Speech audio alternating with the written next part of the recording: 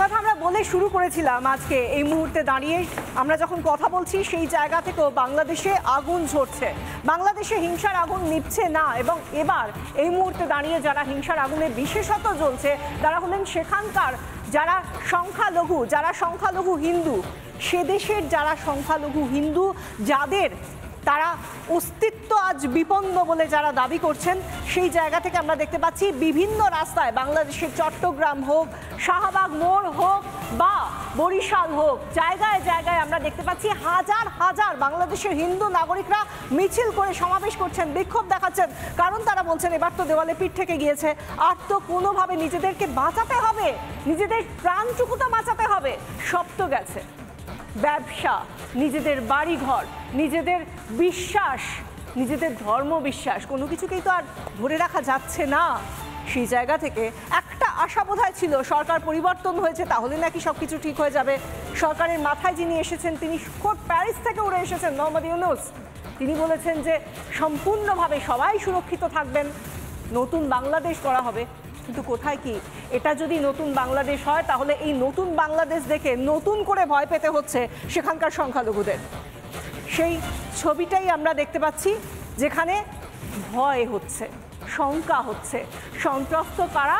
সেখানকার সংখ্যালঘু যারা হিন্দু সম্প্রদায়ের মানুষ। তারা এখনো পর্যন্ত এরকম ঘটনা নথিবদ্ধ হয়েছে অন্ততপক্ষে 250টা। একবার ভেবে দেখুন, যেখানে আইনশৃঙ্খলা পরিস্থিতি নেই, যে দেশে পুলিশ বলছে আমরা কাজ করব না, যে দেশে সেনা নামাতে হচ্ছে, সেনা নামানোর পর সেখানে সেনার গাড়িটাকেও জ্বালিয়ে দেওয়া হচ্ছে, সেই জায়গায় এখন নথিবদ্ধ হয়েছে 250-এরও বেশি মামলা। 5 তারিখ অর্থাৎ শেখ হাসিনা যেদিন পদত্যাগ করলেন তারপর থেকে, তার আগের কথা তো ভুলেই যান, তারপর থেকে এখনো পর্যন্ত। তাহলে এই সব জায়গা থেকে তারা যে অরক্ষিত রয়েছেন, সুরক্ষার দাবি জানানোটা কি ভুল? দাবি জানিয়ে রাস্তায় নামাটা কি ভুল? এবং সেই জায়গা থেকে শুধুমাত্র বাংলাদেশই নয়, আমাদের দেশ এবং বিদেশে বহু দেশ সবাই তাদের পাশে দাঁড়াচ্ছেন। এবং প্রবাসীরা, বাংলাদেশের হিন্দু এই সংখ্যালঘু সম্প্রদায়ের মানুষ যারা, তাদের পাশে দাঁড়িয়ে এদেশের, আমাদের দেশের এবং বাংলাদেশের সেই সংখ্যালঘুরাও একই সঙ্গে তারাও বলছেন তাদের আর কোথাও যাওয়ার জায়গাটা এই মুহূর্তে নেই, তাই তারা আমাদের প্রধানমন্ত্রী নরেন্দ্র মোদীর হস্তক্ষেপ দাবি করছেন। প্রথমেই দেখুন প্রতিবেদন।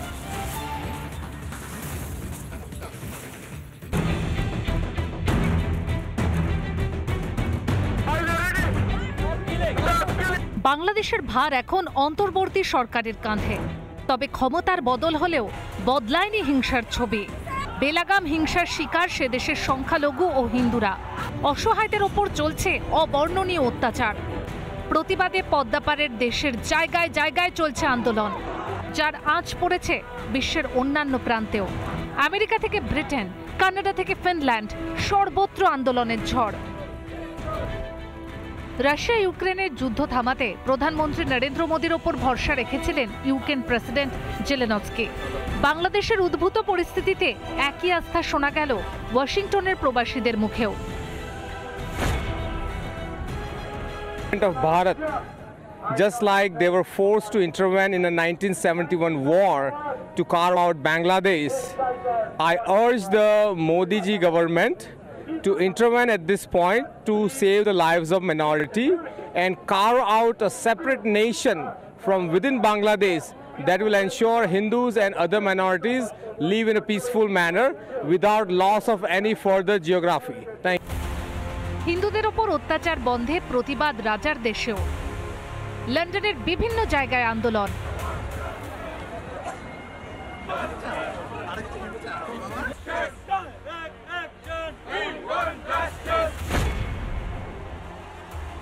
Has been burning. Last few days ago, lots of people looted our house, and I saw lots of in the Bangladesh, in the districts, lots of women has been raped.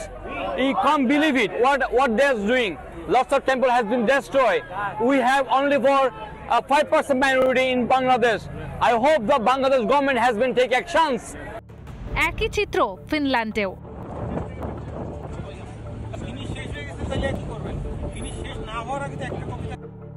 অন্যদিকে পোস্টার প্ল্যাকার্ড হাতে কানাডায় টরন্টোতে বিক্ষোভ সমাবেশ করেন প্রবাসী বাংলাদেশিরা। দেশ বদলালেও বদলায়নি দাবি। হিন্দু তথা সংখ্যালঘুদের ওপর অত্যাচার বন্ধের দাবিতে মেলবোর্নের রাস্তাতেও প্রবাসীদের বিক্ষোভ সমাবেশ।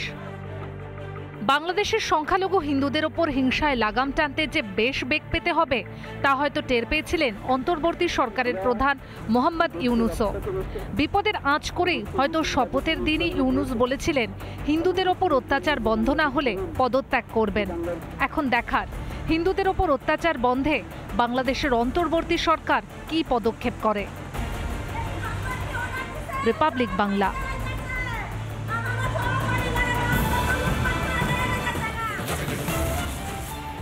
হিংসার আগুনে জ্বলতে থাকা বাংলাদেশে সেখানকার মানুষ কেমন আছে, সেখানকার সংখ্যালঘু হিন্দুরা কেমন আছে তা আমরা জানছি, জানাবো এবং প্রত্যেকটা মুহূর্তের আপডেট নিয়ে আমরা কথা বলবো এই স্টুডিওতে আজকে এই মুহূর্তে দাঁড়িয়ে। কিন্তু তার আগে এই মুহূর্তে আরও একটা বড় যে খবর পাওয়া যাচ্ছে, যে স্টেটমেন্ট শেখ হাসিনা দিয়েছেন, সেই ব্রেকিং নিউজের দিকে নজর রাখবো।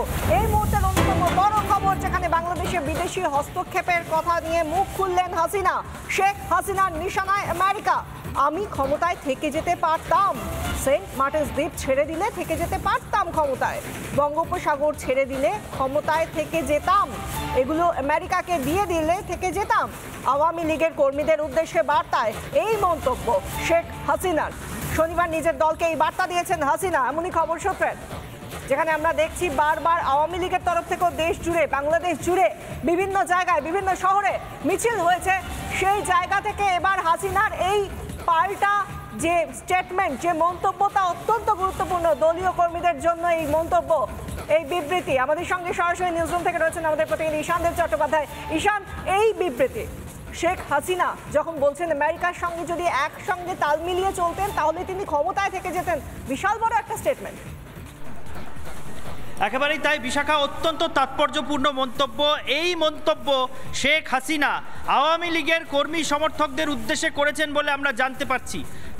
শেখ হাসিনা এই মুহূর্তে তুমি জানো যে ভারতের আশ্রয়ে রয়েছেন এবং সেখান থেকে তিনি গতকাল মানে শনিবার একটি বার্তা নিজের দলের কর্মী সমর্থকদের উদ্দেশ্যে, নেতাদের উদ্দেশ্যে দিয়েছেন এবং সেখানে তিনি বলেছেন যে আমি লাশের সারি দেখতে চাইনি, দেশে লাশ বিছিয়ে যাক এমনটা হতে দিতে চাইনি, তাই দেশ ছেড়ে চলে এসেছি, তাই প্রধানমন্ত্রিত্ব ছেড়ে চলে এসেছি। এবং তিনি বলেছেন যে আমি থেকে যেতে পারতাম যদি সেন্ট মার্টিনস দ্বীপ, যদি বঙ্গোপসাগর আমেরিকাকে ছেড়ে দিতাম। অর্থাৎ তিনি সরাসরি মার্কিন হস্তক্ষেপের এবং মার্কিন ষড়যন্ত্রের অভিযোগ তুলছেন, যে সন্দেহটা আমরা বারবার প্রকাশ করছিলাম এর আগেও। শেখ হাসিনার যে মন্তব্য, তার যে বার্তা তার দলের কর্মী সমর্থকদের প্রতি তিনি দিয়েছেন বলে সূত্র মারফত উঠে আসছে যে খবর, তাতে এটা স্পষ্ট হয়ে যাচ্ছে তিনি নিজের দলকেও বার্তা দিয়ে দিয়েছেন যে মার্কিন ষড়যন্ত্র রয়েছে এর নেপথ্যে। এবং যেহেতু তিনি সেন্ট মার্টিনস দ্বীপে আমেরিকাকে নৌঘাঁটি তৈরি করতে দেননি, যেহেতু বঙ্গোপসাগরের বুকে মার্কিন নৌসেনাকে দাপট দেখাতে দিতে চাননি, সেই জন্য তাকে ষড়যন্ত্রের শিকার হতে হয়েছে। এই বার্তা শেখ হাসিনা তার দলের কর্মী সমর্থকদের উদ্দেশ্যে দিয়েছেন এবং এই মন্তব্য কিন্তু, এই বার্তা কিন্তু খুব বড় আন্তর্জাতিক প্রভাব ফেলতে চলেছে। বিশাখা, ধন্যবাদ ঈশান। যে বড় খবরের দিকে আমরা নজর রাখলাম, সেদিকে নজর রাখার পাশাপাশি এবার আবার ফিরলাম সেই সংখ্যালঘুরা যারা এই মুহূর্তে বাংলাদেশে, যাদের অস্তিত্ব কার্যত বিপন্ন হয়ে যাওয়ার পর আমরা দেখতে পাচ্ছি তারা রাস্তায় নেমে মিছিল করছেন। দেখতে পাচ্ছেন বরিশালের পিরোজপুরের ছবিটা, হাতে বাংলাদেশের জাতীয় পতাকা, আর কোনো দলীয় পতাকা নেই। এটা কিন্তু ভাববার বিষয়। তারা একমাত্র একটাই কথা বলছেন, এ মাটি আমার, এ মাটি আমার জন্মভূমি, সেখান থেকে আমি কেন যাব?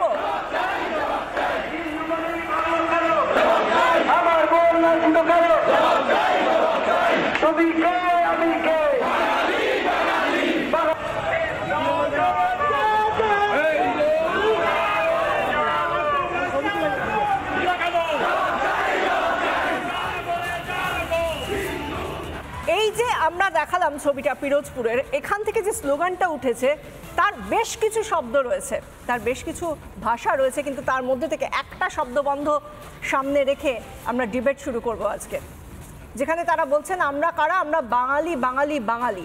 আর তো কোনো পরিচয় রাখছেন না তারা, তাহলে কেন নিজের দেশেই তারা এভাবে অস্তিত্ব বিপন্ন করে নিজেদেরকে থাকতে হবে, সেই প্রশ্নটা করে তারা সামনে রাখছেন একাধিক দাবি।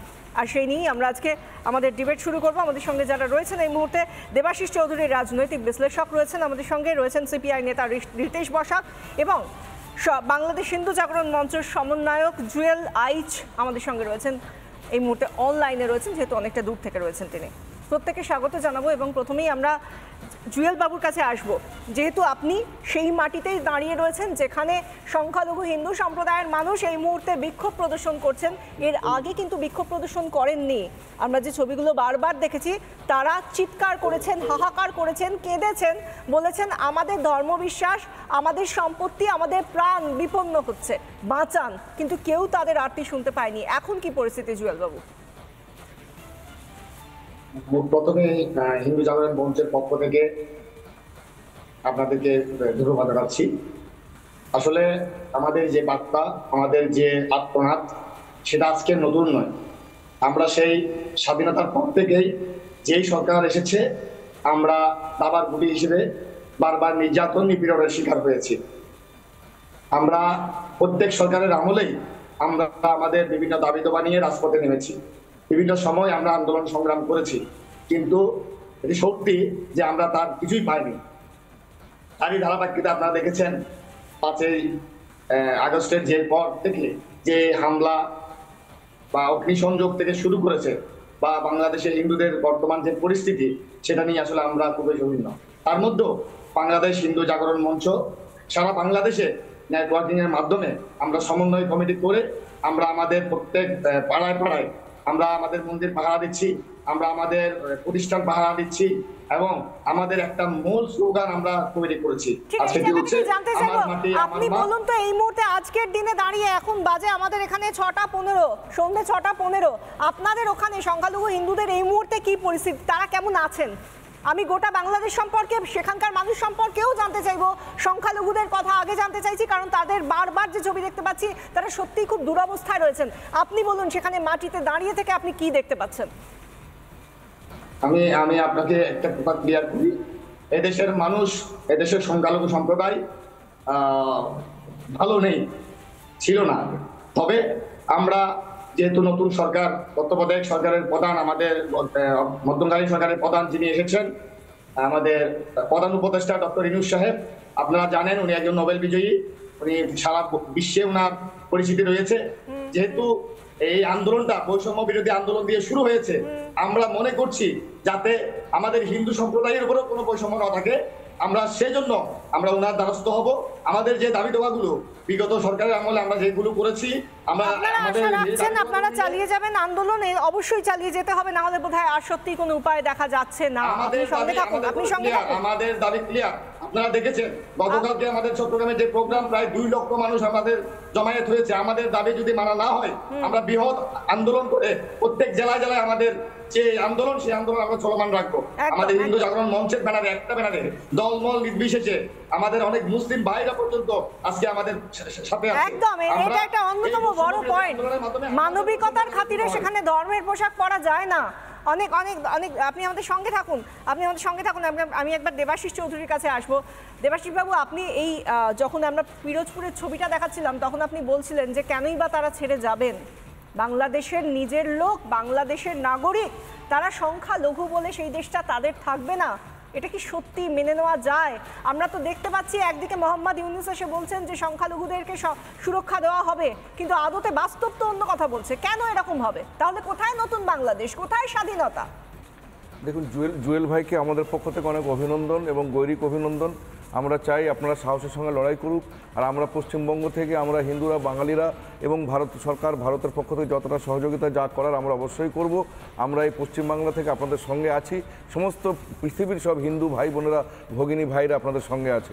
আপনাদের অনেক অনেক গৈরিক অভিনন্দন, সাহস যোগাচ্ছি, আমরা পাশে আছি। এবার বিষয়টা হচ্ছে, দেখুন আমি ছোট্ট একটা কথা বলি।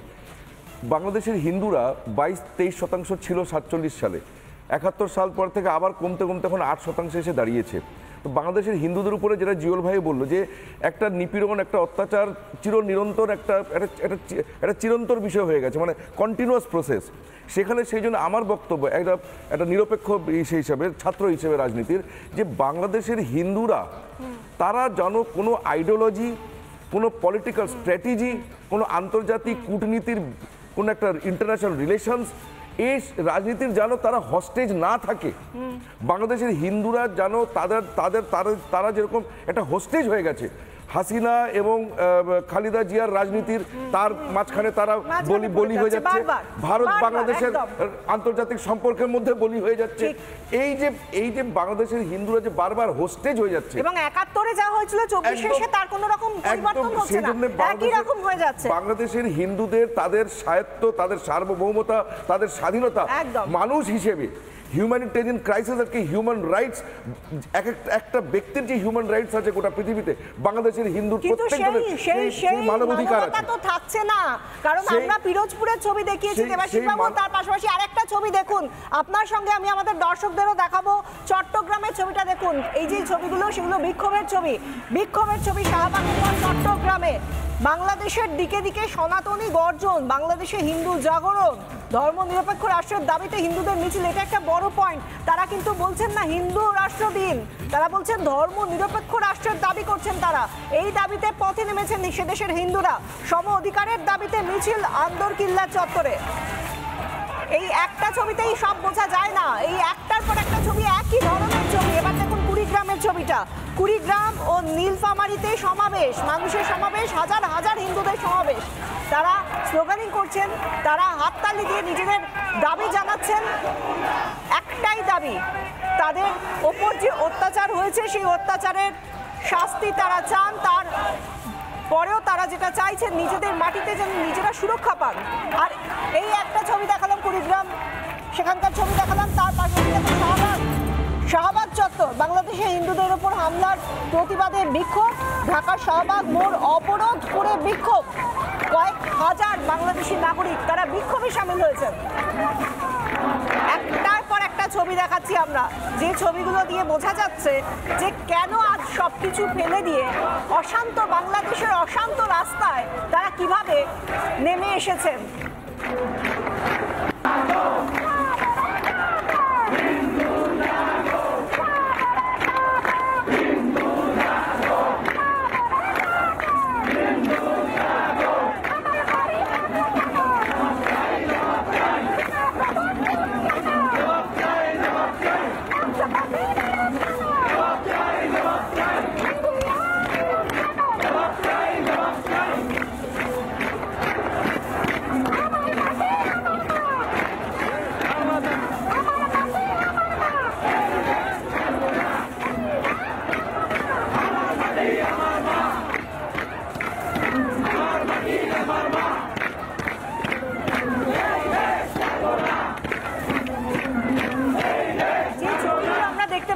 সেখানে আর যাই হোক শান্তিতে আছেন সেখানকার সংখ্যালঘু সম্প্রদায়ের মানুষ বা হিন্দুরা, বাংলাদেশে শান্তিতে আছেন এ কথা দেখে বলা যায় না।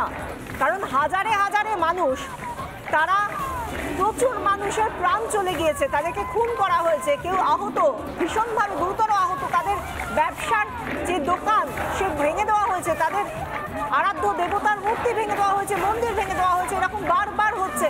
আর এই জায়গা থেকে যেদিন মোহাম্মদ ইউনূস নতুন অন্তর্বর্তীকালীন সরকারের প্রধান উপদেষ্টা যিনি শপথ নিলেন, সেই দিনই তিনি কি বলেছিলেন যে সংখ্যালঘুদের উপর অত্যাচার হবে না। দেখুন সেই তাঁর বলা কথার সঙ্গে আদতে কি মিলছে, আগে কি বলেছিলেন মোহাম্মদ ইউনূস, শুনুন।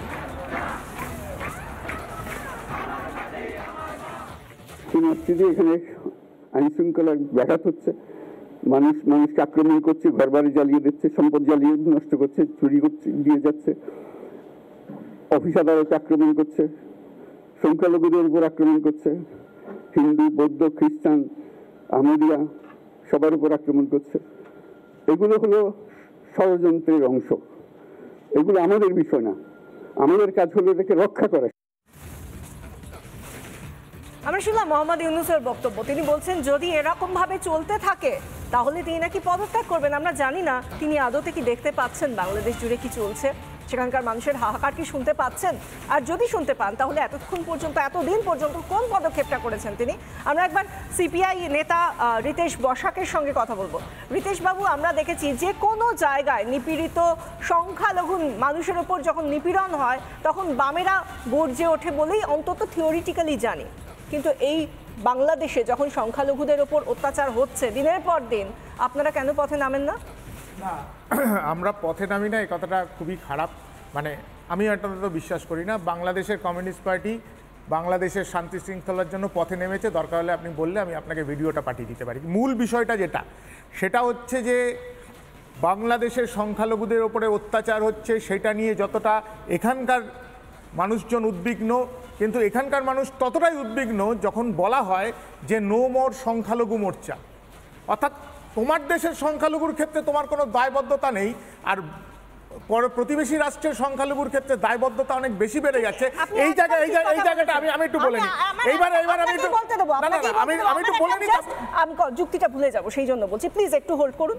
আপনি যেটা বলছিলেন না যে বাংলাদেশি যারা বামপন্থী তারা রাস্তায় নেমেছেন, কিন্তু আমি কিন্তু দেখেছি যখন ছাত্ররা আন্দোলন করছেন বলে তারা রাস্তায় নেমেছিলেন, তখন বামপন্থী বহু সংগঠন তারা প্রেসিডেন্সি কলেজের বাইরে বা অন্যান্য কলকাতার রাস্তায় তারা হাতে ফ্ল্যাগ নিয়ে, দলীয় পতাকা নিয়ে তারা কিন্তু রাস্তায় নেমেছিলেন ছাত্রদের পাশে দাঁড়ানোর জন্য। তারাও বাংলাদেশি, এরা কলকাতার বাসিন্দা, এরা ভারতের বাসিন্দা, তা সত্ত্বেও তারা বাংলাদেশিদের পাশে দাঁড়িয়েছিলেন। কিন্তু এখানে সংখ্যালঘু হিন্দুদের জন্য একবারও আমি দেখিনি কলকাতায় দাঁড়িয়ে বা আমাদের ভারতবর্ষে কোনো বামপন্থী কোনো কেউ হাতে একটা ঝান্ডা নিয়ে দাঁড়িয়ে বলছে না বাংলাদেশি সংখ্যালঘুদের উপর অত্যাচার হচ্ছে, তার প্রতিকার চাই। এই জিনিস আমরা দেখতে পেলাম না। আমি যদি তোমার কথা ধরে নিই, ওখানে বাংলাদেশি সংখ্যালঘুদের সাথে সমস্যা হচ্ছে না বাংলাদেশের মানুষের সাথে সমস্যা হচ্ছে, দুটোর মধ্যে তোমাকে স্ট্যান্ড পয়েন্ট নিতে হবে। আমরা যা বিশ্বাস করি ওখানে বাংলাদেশের মানুষের উপরে অত্যাচার হচ্ছে, বাংলাদেশের মানুষের বাড়ি লুটপাট হচ্ছে, এবং ওখানে দাঁড়িয়ে বাংলাদেশের বহু মানুষ, বহু মুক্তমনা মানুষ, জুয়েল ভাই আছে, যদি আমি ভুল বলে থাকি জুয়েল ভাই বলতে পারবে, ওখানে বাংলাদেশের বহু মুক্তমনা মানুষ তারা বলছে যে বাংলাদেশের সাম্প্রদায়িক সম্প্রীতি বজায় রাখতে হবে। বাংলাদেশে একটা স্বৈরাচারী সরকার সরে গেছে, একটা নিরপেক্ষ ধর্মনিরপেক্ষ সরকার গঠন করতে হবে। তারা কোন ধর্মের আমার জানার দরকার নেই, কিন্তু তারা বাংলাদেশের মানুষ এবং বাংলাদেশের মানুষের পাশে দাঁড়াচ্ছে। জুয়েল ভাই বলুন তো, বাংলাদেশে যখন রাতবেলা ডাকাত পড়ছে তখন বেছে বেছে শুধুমাত্র সংখ্যালঘু মানুষদের উপরে পড়ছে? বাংলাদেশের বহু মানুষ আছে যাদের বাড়িতে ডাকাত পড়ছে, রাত পাহারা দিচ্ছে বাংলাদেশের মানুষ সংখ্যালঘু মানুষদের পাশে দাঁড়িয়েছে। তুমি যদি আক্রান্ত হন তাহলে তাদের জন্য সেনার তরফ থেকে একটা নাম্বার, একটা হেল্পলাইন বার করা হয়েছে। যদি দরকারই না হতো সংখ্যালঘু সম্প্রদায়ের মানুষের অস্তিত্ব রক্ষার, তাহলে এই হেল্পলাইনটার কি দরকার হতো? আর এইটুকু করেই অন্তর্বর্তীকালীন সরকার বোধহয় দায় সারছে। দেবাশিস বাবু, আমি রিতেশ দা আপনি আমাকে ডিস্টার্ব করবেন না প্লিজ, ঠিক আছে? আমি শুধু একটা সেন্টেন্স বলবো। আমি যে কথাটা বলছিলাম সেটা রিতেশ ভাই আমাদের প্রমাণ করে দিল। আমি এটাই প্রথম ভাগে আমি এটাই আবেদন করছিলাম যে বাংলাদেশের হিন্দুদের সমস্যা, তাদের নিপীড়ন, তাদের উৎপীড়ন, তাদের উপরে অত্যাচার, এটা কোনো না কোনো একটা মেটা ন্যারেটিভের পার্ট হয়ে যায়, অন্য কোনো বড় একটা রাজনীতির অঙ্গ হয়ে যায়। কেন হবে? বাংলাদেশের হিন্দুদের সমস্যাটা বাংলাদেশের হিন্দুদের সমস্যা, মানবাধিকারের সমস্যা, হিউম্যান রাইটসের সমস্যা, আন্তর্জাতিক ল অ্যান্ড অর্ডারের সমস্যা, সেইভাবেই দেখতে হবে। কিন্তু রিতেশ ভাই কী করলেন? পশ্চিমবাংলায় কি সাম্প্রদায়িক রাজনীতি হচ্ছে সেই ন্যারেটিভের মধ্যে ঢুকিয়ে দিলেন, বাংলাদেশে মুক্তমনারা কী করছে সেই ন্যারেটিভের মধ্যে ঢুকিয়ে দিলেন। অন্য কোনো ন্যারেটিভের মধ্যে নিয়ে যান কেন? হাত জোর করে আমরা আবেদন করছি, সনাতন হিন্দুদের জন্য হিন্দু হয়ে একবার মুখটা খুলুন না। ওরা হিন্দু হয়েই মার খাচ্ছে, ওরা মানুষ, হিন্দুরা মানুষ নয়, বাংলাদেশের হিন্দুরা মানুষ নয়, তাদের মানবাধিকার নেই, তাদের শান্তিতে বেঁচে থাকার অধিকার নেই। সবসময় কোনো একটা বড় রাজনীতির অঙ্গ কেন হবে? ভারত বাংলাদেশ আন্তর্জাতিক নীতির অঙ্গ কেন হবে বাংলাদেশের হিন্দুরা? কোনো হাসিনা খালিদার রাজনীতির একটা পাশ কেন হবে? বলার ইচ্ছে করছে রিতেশ বাবুর উদ্দেশ্যে যে এই যে আমরা দেখতে পাচ্ছি যে সংখ্যালঘু তো তারা যাদের উপর অত্যাচার হচ্ছে, এটা তো নির্দ্বিধায় বলে দেওয়া যায় তারা সংখ্যালঘু হিন্দু, এবং তাদের উপর অত্যাচার হচ্ছে বলে মোহাম্মদ ইউনূসকেও বলতে হয়েছে যে হ্যাঁ তাদের উপর অত্যাচার হচ্ছে এবং এরকম ভাবে যদি চলতে থাকে তাহলে আমি পদত্যাগ করব। কোন দিন বলছেন? যেদিন ইন্টারিম গভর্নমেন্ট বা অন্তর্বর্তীকালীন সরকারের প্রধান উপদেষ্টা হিসেবে তিনি শপথ নিচ্ছেন, শপথ নিতে তার আগে তাকে কথা বলতে হচ্ছে। কতটা কোন জায়গায় গেলে তাহলে একজন প্রধানকে এই কথা বলতে হয়? তাহলে কিসের জন্য তাদের পাশে দাঁড়িয়ে বলা যায় না? বামপন্থীরা কেন এখনো পর্যন্ত চুপ করে আছেন যে হ্যাঁ সত্যিই তো সংখ্যালঘু হিন্দুদের উপর বাংলাদেশে অত্যাচার হচ্ছে, এবং সেই অত্যাচারটা কোন জায়গায় গিয়েছে আমরা বারবার দেখতে পাচ্ছি যে যেখানে আমরা দেখেছি রক্তের হোলি খেলা হয়েছে, বাংলাদেশের বিভিন্ন রাস্তায় রক্তের হোলি খেলা হয়েছে, মানুষের অস্তিত্ব, মানুষের জীবন বিপন্ন হয়েছে, বহু প্রাণ গিয়েছে। সেই জায়গা থেকে নতুন সরকার এসেছে, পুরনো যিনি প্রধানমন্ত্রী ছিলেন তিনি পদত্যাগ করেছেন, দেশ ছেড়ে চলে গিয়েছেন, তারপরে আজও কেন কোনো রকমভাবে অবস্থার পরিবর্তন হলো না? সেই জায়গা থেকে আজকে যারা সংখ্যালঘু তাদের কাছে একটাই হাতিয়ার, বিক্ষোভ, প্রতিবাদ, সমাবেশ, মিছিল। দেখুন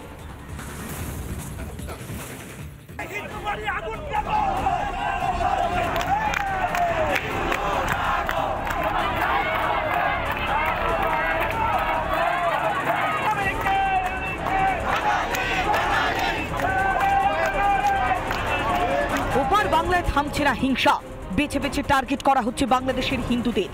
কখনো মন্দিরে ভাঙচুর, কোথাও জ্বালিয়ে দেওয়া হয় দেবালয়। শেখ হাসিনা বাংলাদেশ ছাড়তেই বাংলাদেশ যেন কট্টরপন্থীদের স্বর্গরাজ্য। ভয়াবহ পরিস্থিতি বাংলাদেশে, হিন্দু সংখ্যালঘুদের যেন টেকা দায় ওপারে। দিন কোনো ক্রমে কাটলেও ঘুম উড়েছে রাতের। অত্যাচারিত হতে হতে যেন দেওয়ালে পিঠ ঠেকে গিয়েছে হিন্দু সংখ্যালঘুদের। এই আবহে ভয় কাটিয়ে রাজপথে নেমে এলেন হিন্দুরা। রবিবার বাংলাদেশের বিভিন্ন শহরে মিছিল করল হিন্দুরা। বাংলাদেশের পতাকাকে কপালে ফিরতি করে চলল স্লোগান। পথে নামে বিশ্ব হিন্দু ফেডারেশনের সদস্যরাও। ফেডারেশন বাংলাদেশ বলি, সেই অল হিন্দু ফেডারেশন আপনাদের নির্ভয় দিচ্ছে যে আপনারা আসুন, আমরা লড়াই করি, লড়াই করে বেঁচে থাকি। কারো হাতে দেশের পতাকা, কারো হাতে প্লাগার, মুখে হিন্দু জাগো স্লোগান। রাজপথে রাস্তায় বসে পড়েও গর্জে ওঠে বিশ্ব হিন্দু ফেডারেশনের সদস্যরা। কোথাও লুটপাট, কোথাও ভাঙচুর, কোথাও আবার দেদার হিংসা। এমনকি বাংলাদেশে লুট করে নেওয়া হচ্ছে মহিলাদের সম্ভ্রম। সম্ভ্রম বাঁচাতে দিন মিছিলে মহিলাদের ভিড়ও ছিল নজর কাড়া। রিপাবলিক বাংলা। আমরা দেখতে পাচ্ছি যে বিভিন্ন জায়গায় যেভাবে মিছিলে গর্জে উঠছেন সেখানকার সংখ্যালঘুরা, তাদের মধ্যে থেকেই সনাতনী শিক্ষার্থী ঐক্য, তাদের যে 4 দফা দাবিতে তারা পথে নেমেছেন, তাদের মধ্যে একটা হলো সংখ্যালঘু রক্ষায় আইন প্রণয়ন ও বাস্তবায়ন চাইছেন তারা। এর পাশাপাশি 4 দফার মধ্যে আরও একটা, সংসদে সংখ্যালঘুদের জন্য 10% সংরক্ষণ চাইছেন তারা। সংখ্যালঘু সুরক্ষা কমিশন গঠন করতে চাইছেন, সেই সঙ্গে সংখ্যালঘু মন্ত্রকও চাইছেন তারা। এই 4 দফা দাবি নিয়ে সনাতন শিক্ষার্থী ঐক্য তারা পথে নেমেছেন, তারা দাবি জানাচ্ছেন। তারা বলছেন এছাড়া নিজেদের দেশে তারা ভালো থাকতে পারেন না, তাদের শান্তি নেই এই মুহূর্তে দাঁড়িয়ে। আর শুধু এরা যখন এই শিক্ষার্থী মঞ্চের তরফ থেকে যখন এই দাবি করা হচ্ছে, 4 দফা দাবি যখন দাবি করা হচ্ছে, 4 দফা দাবি, তার পাশাপাশি বাংলাদেশের হিন্দু জাগরণ মঞ্চ তারা 8 দফা দাবি রাখছে। তারা মনে করছে এই 8 দফা দাবি মানা প্রয়োজন। বাংলাদেশে হিন্দু জাগরণ মঞ্চের যে দাবি তা হলো সংখ্যালঘু সুরক্ষা আইন প্রণয়ন, এর পাশাপাশি সংখ্যালঘু মন্ত্রক তৈরি, যেটা এর আগেরটাতেও আমরা দেখিয়েছি, হিন্দু ফাউন্ডেশন তৈরি, এইটাও তাদের তৃতীয় দাবি। দেবোত্তর সম্পত্তি পুনরুদ্ধার করতে হবে, সেই দাবিও রাখছেন, এবং সেই সঙ্গে দেবোত্তর সম্পত্তি সংরক্ষণ আইন প্রণয়ন। এরপরে অর্পিত সম্পত্তি প্রত্যর্পণ আইন বাস্তবায়ন। আইন তো আছে, কিন্তু আইনের বাস্তবায়নও প্রয়োজন। শিক্ষা প্রতিষ্ঠানে সংখ্যালঘুদের উপাসনালয় নির্মাণ, এই দাবিও করা হচ্ছে। আধুনিক সংস্কৃত ও পালি শিক্ষা বোর্ড, এই দাবিও করছেন তারা। এবং এর শেষ 8ম দফার যে দাবি তা হলো দুর্গাপুজোয় 5 দিন সরকারি ছুটি। দুর্গাপুজোয় 5 দিন সরকারি ছুটি চাইছেন তারা। এবং এর মধ্যে বাংলাদেশের হিন্দুদের যে একটার পর একটা বিষয় উঠে আসছে, আরও যে দাবিগুলো উঠে আসছে, জনগণনা বর্ষ। আমরা একটু দেখে নিই, বাংলাদেশে কমছে হিন্দু বাঙালি তা কমে যাচ্ছে কীরকমভাবে। জনগণনা বর্ষ 1941 ছিল কত? 28%। হিন্দু জনসংখ্যা ছিল 28%। 1951 22%, 28 থেকে কমে 22। এরপর দেখুন 61 সাল, 1961 18.5%। 1974 13.5%। 81 সালে 12.1, 91 সালে 10.5, 2000 সালে এবার প্রবেশ করুন 2001 9.2, 2011 8.4। এরপর দেখুন আমরা এভাবেই দেখতে পাচ্ছি যে 8.4 2011 অবধি যদি দেখি তাহলে 8.4-এ এসে পৌঁছলো কোথা থেকে না 28% থেকে। এই যে আমরা বলছি যে সেখানকার যে ঘটনাগুলো বারবার চোখে আঙুল দিয়ে দেখাচ্ছে, 71 সাল হোক বা 2024, এই যে এরপর 2011 পর্যন্ত আপনাদেরকে দেখালাম আমরা, 2011 পর্যন্ত যে দেখালাম আমরা সেন্সাসের যে ছবিটা, 2011 পর আর কোনো জনগণনা হয়নি সে দেশে। 2011 পর্যন্ত আমরা দেখালাম 8% এসে দাঁড়িয়েছে সেখানকার সংখ্যালঘু হিন্দুরা। তাহলে এর পরেও যখন এই অত্যাচার হচ্ছে তখন কি সত্যি আর নতুন করে বলে দিতে হয় যে তারা সংখ্যালঘু, তারা নিপীড়িত, তাদের এই মুহূর্তে বাঁচার যে মিনিমাম শর্তগুলো সেগুলো পালন করা হচ্ছে না? ছবিগুলো কানে যখন চোখে দেখছি, যখন কানে শুনছি তাদের হাহাকার আর্তনাদ, তারপরেও আমাদের সত্যিই প্রশ্ন করতে হয় যে এই ছবিগুলো কি সত্যি? এই ছবিগুলো দেখেও বলবো না যে মানুষ নিপীড়িত এবং সংখ্যালঘু মানুষ নিপীড়িত? দেবাশিস বাবু, আমি খুব অল্প সময় নেব, 1 মিনিট। দেখুন, এটা শুধু মাইনরিটি রাইটসের প্রশ্ন নয়, আজকে বাংলাদেশের হিন্দুদের হিউম্যান রাইটসের এটা প্রশ্ন দাঁড়িয়ে গেছে। একদম মৌলিক অধিকার যেগুলো, মানে বেঁচে থাকার অধিকার, সেটা ইনশিওর করতে হবে। তারপরে তাদের ধর্মের অধিকার আছে, রোজগারের অধিকার প্রভৃতি আছে, কিন্তু এটা হিউম্যান রাইটসের কোশ্চেন। তারপরে মাইনরিটি রাইটস। অবশ্যই এরা সংঘর্ষ করছে এবং এদের দাবি দাবার সঙ্গে আমরা একসাথে আছি। এবার দেখুন, বাংলাদেশের বিষয়টা দেখুন, কন্ট্রাডিকশনটা কোথায়।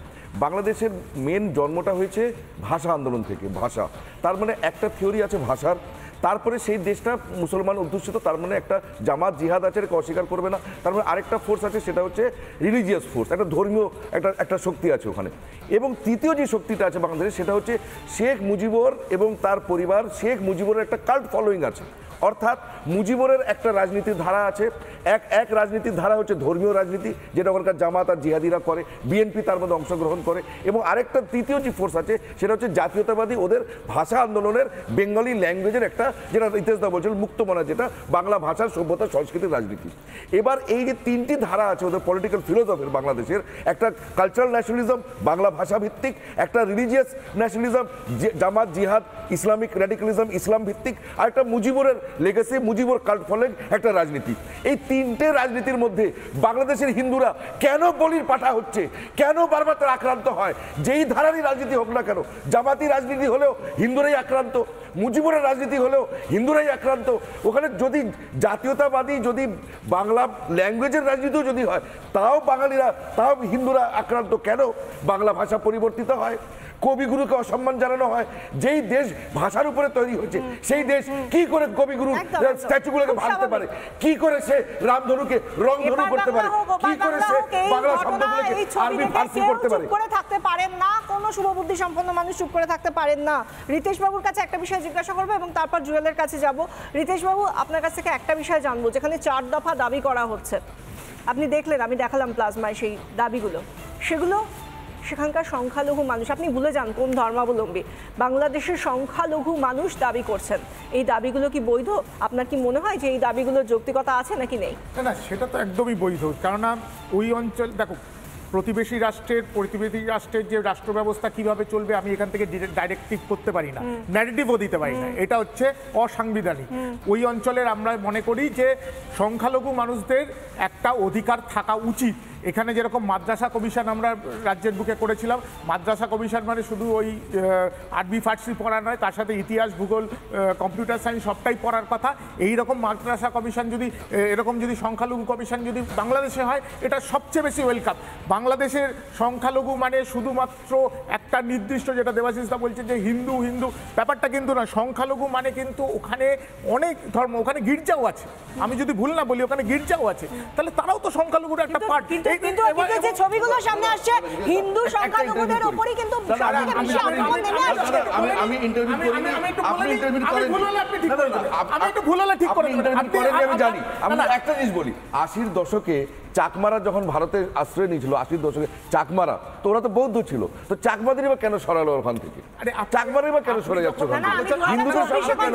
2024-এ যে ছবিগুলো আসে, আপনি কি একটাও দেখেছেন গির্জায় গিয়ে বা অন্য কোনো ধর্মাবলম্বী কারোর কোথাও গিয়ে? শুনুন, তুমি দেখো ওখানে পোস্টারে যে গির্জায় গিয়ে আক্রমণ করবেন না, মন্দিরে গিয়ে আক্রমণ করবেন না, ওখানকার আমি বলছি যে দেখুন, না পোস্টারে পরিষ্কার বলছে।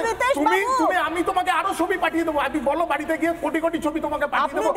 ওইখানকার অঞ্চলের সমস্যা, বাংলাদেশের সমস্যা নিয়ে আমি ন্যারেটিভ দিতে পারি না, এটা হয় না। কিন্তু বাংলাদেশের আপনাদের কোথায় এত বেশি সমস্যা হয় যে আপনারা গোটা খুলতে, যখন ছাত্রদের উপরে গুলি চলেছে এআইএসএফ দাঁড়িয়ে বাংলাদেশ ডেপুটি হাই কমিশনার গিয়ে বিক্ষোভটা দিচ্ছে, হ্যাঁ কিনা বলো? আচ্ছা আজকে বলুন, আজকে কোথায়? আজকে কোথায়? এখন কেন বিক্ষোভ চালাচ্ছে? আজকে কেন হঠাৎ রূপবতী হয়ে গেলেন আপনারা? বলেছে সেটাই তো প্রশ্ন। এখন কেন বিক্ষোভ করছেন না? বাংলাদেশে এখন কেন বিক্ষোভ করছেন না? প্রদীপ ভৌমিক ওখানে খুন হয়েছে কিসের জন্য? তিনি কি হাসিনার সাথে ছিলেন নাকি? না না, ওটা পলিটিক্যাল কেস। কমিউনিস্ট পার্টি নির্বাচনে অংশগ্রহণ করেনি। ওটা পলিটিক্যাল কেস। কোনটাই আমি পলিটিক্যাল একদম প্রদীপ ভৌমিক পলিটিক্যাল কেস। কমরেড মারা গেলে তার একটা কমরেড মারা গেলে রিতেশ দা, কমরেড মারা গেলে তার আইডেন্টিটি আছে, হিন্দু মারা গেলে আইডেন্টিটি নেই। ও কি বালের জলে বেঁচে যাচ্ছে? হিন্দু হিন্দু যদি বলে আমি হিন্দু, ওর মানুষ থাকে না। হিন্দু যদি বলে আমি হিন্দু, আমরা জানি না বাংলা কি অবস্থান নেবে। রিতেশ বাবুকে থামাবো। এই মুহূর্তে ব্রেকিং নিউজ, এই মুহূর্তে ব্রেকিং নিউজ। বাংলাদেশে হিন্দুদের উপর হামলার প্রতিবাদে নদিয়ার গয়েশপুরে মিছিল, বঙ্গীয় ঐক্য মঞ্চের উদ্যোগে মিছিল। গয়েশপুরের ছবি দেখতে পাচ্ছি। আমরা জানি না রিতেশ বাবুরা কবে মুখ খুলবেন, কবে প্রতিবাদ করবেন, কিন্তু বাংলাদেশে হিন্দুদের উপর হামলার প্রতিবাদে নদিয়ার গয়েশপুরে যে সাধারণ মানুষগুলো নেমে এসেছেন রাস্তায়, তারা সেই মানুষগুলোর পাশে দাঁড়ানোর চেষ্টা করছেন, যারা এই মুহূর্তে কেউ চেষ্টা করছেন এপারে কাঁটা তারের এপারে চলে আসার জন্য। তারা বলছেন তারা ওদেশে তো ভালো নেই, তারা যদি এদেশে আসতে পারেন শরণার্থী হতেও রাজি আছেন। তারা তাদের পাশে দাঁড়ানোর চেষ্টা করা হচ্ছে। নদিয়ার গয়েশপুর থেকে রানাঘাট সব জায়গায় প্রতিবাদ আছড়ে পড়ছে রাস্তায়। কেন সংখ্যালঘু মানুষদের উপর অত্যাচার হবে প্রতিবেশী রাষ্ট্রে? বাংলাদেশে কেন এই অত্যাচার? রানাঘাট এক সেকেন্ড, রিতেশ বাবু আসছি আপনার কাছে। তার আগে আমাদের প্রতিনিধি পলাশ রয়েছেন আমাদের সঙ্গে রানাঘাট থেকে সরাসরি। পলাশ, এই মুহূর্তে কি ছবি দেখতে পাচ্ছ? কারা রাস্তায় নেমে এসেছেন, তাদের দাবি কি?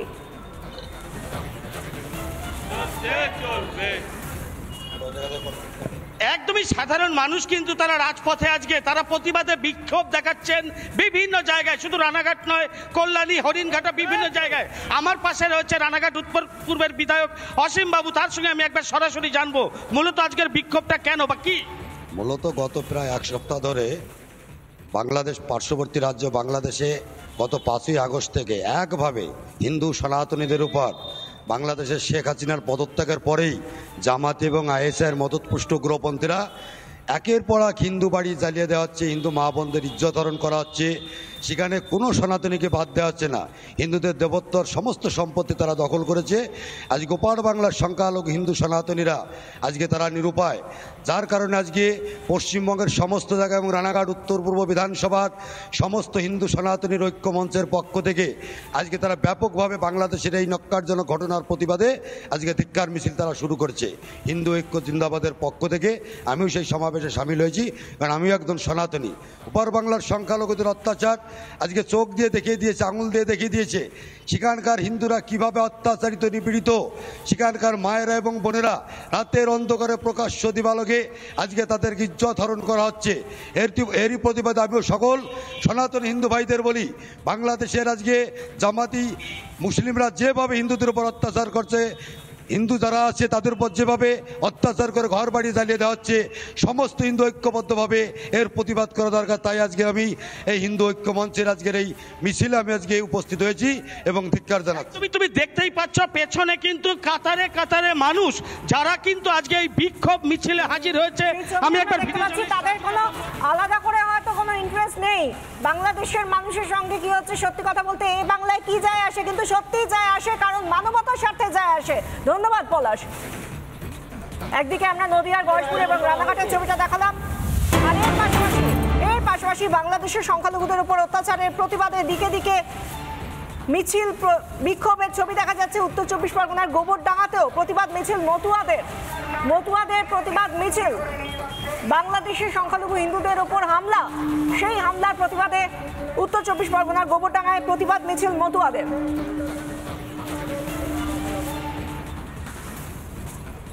আমরা দেখতে পাচ্ছি গোটা বিশ্বে, বাংলাদেশে তো বটেই, এবং এই বাংলাতে বা আমাদের দেশের বিভিন্ন শহরেও আমরা দেখতে পাচ্ছি যে এই হিন্দুদের ওপর বাংলাদেশে আসছে রিতেশবাবু আসছে, তাদের উপর যে অত্যাচার হচ্ছে, হামলা হচ্ছে, তার প্রতিবাদে গর্জে উঠছেন একাধিক জায়গার মানুষজন। আমরা একটু জুয়েলের কাছে আসবো। রিতেশ বাবু, আপনি বলার চেষ্টা করছেন, অবশ্যই আসবো আপনার কাছে, কিন্তু জুয়েল একটু দূর থেকে রয়েছে, আমরা জুয়েলের কাছে একবার যাব। জুয়েল, আমরা দেখতে পেয়েছিলাম যে যখন মোহাম্মদ ইউনূস শপথ নিয়েছেন ঠিক তার আগে প্যারিস থেকে সবে ঢাকায় এসে পৌঁছলেন, তারপরেই একটা সাংবাদিক বৈঠক করেছিলেন, বলেছিলেন যদি বাংলাদেশে সংখ্যালঘু বা হিন্দুদের ওপর অত্যাচার হয় তাহলে তিনি নাকি পদত্যাগ করবেন। এখনো পর্যন্ত এতগুলো কেস নথিবদ্ধ হয়ে গিয়েছে, যা নথিবদ্ধ হয়নি তার তো সংখ্যাটা আরও বেশি। তাহলে এখনো পর্যন্ত মোহাম্মদ ইউনূস বা অন্তর্বর্তীকালীন সরকার কোনো পদক্ষেপ করেছে কি? ধন্যবাদ। আমি যেটা বলছেন, আপনি ডক্টর ইউনূস সাহেব ক্ষমতায় আসার পর বলেছেন যে উনি সংখ্যালঘুদের যে বিষয়গুলো উনি দেখবেন। তো আমাদের যারা সিনিয়র নেতৃবৃন্দ আছেন তারাও ওনার সাথে যোগাযোগের ব্যবস্থা করছে, এবং আমরাও আমাদের যে দাবি দেওয়াগুলো আমরা ওনার কাছে সেগুলো নিয়ে যাওয়ার জন্য একটা পদক্ষেপ নিচ্ছি। আপনি জানেন দেশে আসলে এখন প্রশাসনিকভাবে আমাদের আর্মি ভাইয়েরা খুব বেশি ব্যস্ত হয়ে পড়ছেন, কারণ দেশের পুলিশ বাহিনী হয়তো এখনো যোগদান করেননি, যার কারণে পুরো বাংলাদেশের আইন শৃঙ্খলার দায়িত্ব এখন আমাদের বাংলাদেশের সেনাবাহিনীকেই নিতে হচ্ছে। সে কারণে আসলে আমরা ওনার কাছে, আমাদের ডক্টর ইউনূস সাহেবের কাছে আমাদের দাবিগুলো নিয়ে এখন উত্থাপন করতে পারিনি। তো আমরা আশাবাদী হয়তো উনি আমাদের যে দাবিগুলো উনি সেগুলো শুনবেন, যেহেতু উনি একজন সম্মানী ব্যক্তি এবং সারা বিশ্বে ওনার পরিচিতি রয়েছে। উনি অন্ততপক্ষে আমরা বিশ্বাস করছি উনি সংখ্যালঘুদের এই বিষয়গুলো বিশ্বাস আছে, বুঝতে পারছি, কিন্তু এই যে নতুন বাংলাদেশ স্বাধীনতার দ্বিতীয় পর্যায়ের কথা ঘোষণা করা হয়েছে, আপনারা কি নতুন বাংলাদেশে কোনো নতুনত্ব দেখতে পাচ্ছেন, নাকি আপনাদের জন্য ৭১ও যা ছিল ২৪ও তাই রয়েছে বাংলাদেশ? আসলে আমি আমার বয়স যে স্বল্প, আমি ৭১ দেখিনি, তবে আমি এই আমার যে বয়স সে বয়সে আমি যা দেখেছি আমাদের সংখ্যালঘু সম্প্রদায়ের মধ্যে স্বাধীনতাটা আমরা আসলে এখনো স্বাধীনতার যে আনন্দ সেটা আমরা আসলে ভোগ করতে পারিনি। তো আমরা যেহেতু ছাত্রদের মাধ্যমে আমরা একটা নতুন বাংলাদেশ পেয়েছি, আমরা আশা করছি, আমরা জানি না কতখানি হবে, আমরা এই স্বাধীনতা ভোগ করব। এবং আমাদের একজন বামপন্থী ভাই, আমি ওনাকে যদিও দেখতে পাচ্ছি না, উনি বলেছেন উনি বাংলাদেশের জন্য এই সেই করবে। আপনাদের কাছে অনুরোধ করছি, আপনারা শুধু পারেন শুধু একটা কাজ করেন, আপনাদের রিপাবলিক বাংলার মাধ্যমে আমরা জানাতে চাই আমাদের যে সকল ভাইয়েরা তারা বর্ডারে গিয়ে জড়ো হয়েছে তাদের কাছে অনুরোধ, তারা দেশে ফিরে আসুক। আমরা এই দেশে মরলে একসাথে মরবো, আর বাঁচতে হলে সবাই একসাথে লড়ে বাঁচবো। আমরা ভারতে গিয়ে বাঁচবো না, কারণ আমার এই বয়সে ভারত আমাদের জন্য কি করেছে আমি জানি না, আমি দেখিনি ব্যক্তিগতভাবে, হয়তো কূটনীতিকভাবে অনেক কিছু করেছে, তবে আমি ব্যক্তিগতভাবে প্রকাশ্যে কিছু করেছে তা আমি জানি না। তাই আমার সেই সব ভাইদের কাছে অনুরোধ, আমরা এক জায়গায় এসে বাংলাদেশে আমাদের দাবি আমরা আদায় করব। আমরা বৈষম্য আন্দোলনের মাধ্যমে ছাত্রদের কাছ থেকে আমরা আন্দোলন শিখে গেছি, আমরা জানি ছাত্ররা যেভাবে আন্দোলন করে তাদের দাবি আদায় করেছে, আমরা বিশ্বাস করি আমরা সেভাবে আমাদের দাবি আদায় করতে পারবো বলে আমরা মনে করছি। জুয়েল, আপনি সঙ্গে থাকুন। রিতেশ বাবু, আপনি শুনলেন কতটা আবেগ, কত মানুষ, একবার ভেবে দেখুন তো সেই ছবিগুলো দেখুন তো একবার মনে করে, যে কত মানুষ দুদিন আগেও আমরা দেখেছি কখনো শিলিগুড়ির দিক থেকে আসছেন, কখনো ইসলামপুরের দিক থেকে আসছেন, তারা কাঁটাতারের ওপারে দাঁড়িয়ে রয়েছেন, তারা হাজারে হাজারে মানুষ, তার শরণার্থী হতে রাজি আছেন এবং তাদেরকে ফিরিয়ে আনার কথা বলছেন জুয়েলরা। না, আমরা যেটা আমাদের মূল বক্তব্য হচ্ছে ধর্মীয় মৌলবাদীরা একে অপরের পরিপূরক, যে কোনো ধর্মে। তুমি যদি গুজরাটের গণহত্যার কথা যখন হয়, আপনি বলেছিলেন কথা বলবেন না, আপনি কিন্তু আমি কিন্তু বলিনি,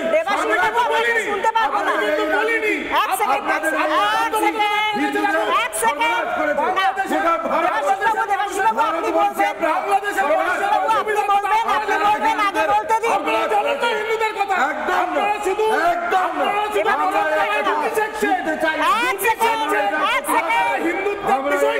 আপনাদের কারোর কথা শুনতে পাচ্ছেন না। দেবাশিস বাবু দাঁড়ান, বলতে দিন, ওনাকে বলতে দিন, আপনাকে বলার সুযোগ দেবো, আপনাকে বলার সুযোগ দেবো দেবাশিস বাবু।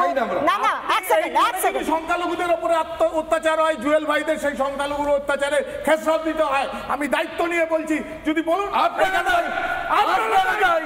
হিন্দুদের কি মনে করছেন, আপনারা কি মনে করছেন কমিউনিস্টরা করেছে এটা পশ্চিম বাংলায় 34 বছর হিন্দুদের বারবার হয়ে থাকে, বলে আমায় দেখ, ও বলে আমায় দেখ, বলে আমার দায় নয়, ও বলে আমার দায় নয়। মাঝখানে যারা পড়ে থাকেন তারা সেই সংখ্যালঘুরা, যে দেশে যেই সংখ্যালঘু হয়ে থাকুন না কেন। কিন্তু বাংলাদেশে এই মুহূর্তে হিন্দুরা তারা সত্যি যেভাবে হাহাকার করছেন, কান্নাকাটি করছেন, যারা বলছেন আমরা বাঁচতে চাই, প্লিজ বাঁচান, সেই কানে এখনো পর্যন্ত বাজে ওই মহিলার কথা, চিৎকার। আমরা জানি না কে শুনতে পাচ্ছেন না কে শুনতে পাচ্ছেন না। দয়া করে রাজনীতির রং লাগিয়ে মানবতার ঊর্ধ্বে উঠুন, রংটাকে সরিয়ে মানবতার ঊর্ধ্বে উঠুন, মানবতার জন্য বাঁচুন এবং তাদের কথা ভাবুন। আমরা একটা বিরতিতে যাচ্ছি, বিরতির পর আবার ফিরে আসি আলোচনায়, সঙ্গে থাকুন।